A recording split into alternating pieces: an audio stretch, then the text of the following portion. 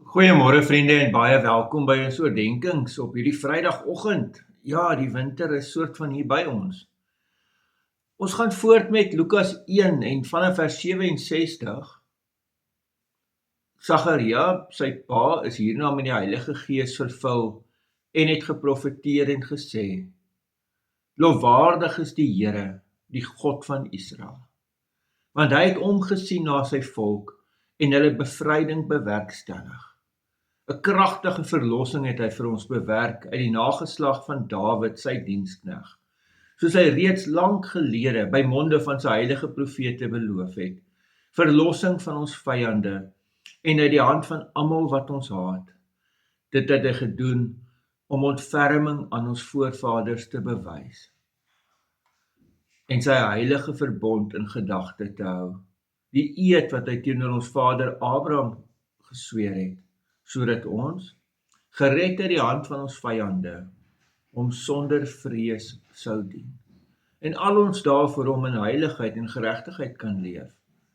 En jy, kindjie, profeet van die Allerhoogste sal jy genoem word, want jy sal voor die Here uitloop om sy paaie gereed te maak, en om sy volk in te lig dat hulle verlos kan word deur die vergewing van hulle sondes, danksy ons God se innige ontferming, waardeur die môreson uit die hoogte oor ons sal opkom, om te skyn oor diegene wat hulle in die duisternis en in die skadu van die dood bevind, en om ons voete op die pad van vrede te plaas. Die kindjie het gegroei en sterk geword deur die Gees. Hy het in die woestyngebiede gaan gewoon, totdat hy in die openbaar voor Israel begin optree het. Geliefdes, ons lees tot sover. Geliefdes, jy moet onthou, ons is nog by hoofstuk 1 van Lukas.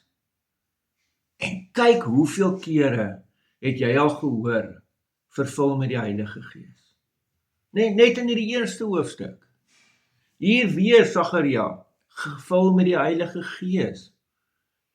En wat gebeur wanneer iemand vervul word met die Heilige Gees? Kyk oral, daar word lof aan God gebring. Lofwaardig is die Here, die God van Israel. Dit gaan oor God dan, nie oor my nie. Dit gaan oor God. Die tweede ding, dit fokus op die verlossing wat die Here Jesus Christus gaan bring. Pragtig, ons kan by elke woord in hierdie lied stil staan, nee? Pragtig. En dan, wat gaan Johannes ook onder leiding van die Heilige Gees vir hulle verkondig? Dat hulle verlos kan word van hulle sonde deur vergewing van hulle sondes.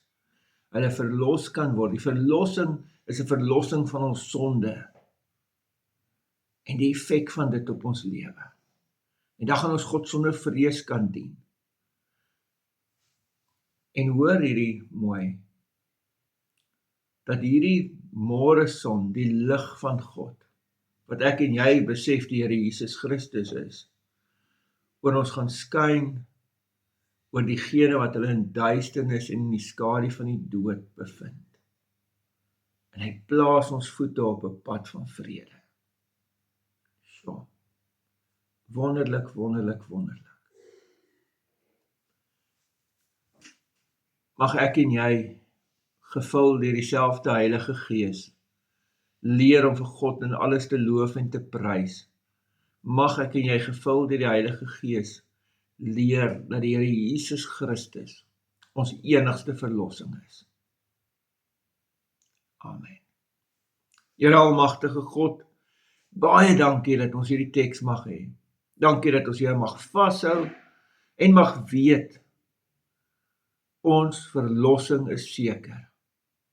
U het ons verlos uit die mag van sonde, u het dit gebreek. Ons eer u daarvoor. In die naam van ons Here Jesus Christus. Amen. Vriende, mag u 'n baie mooi en 'n baie geseënde dag hê. Totsiens.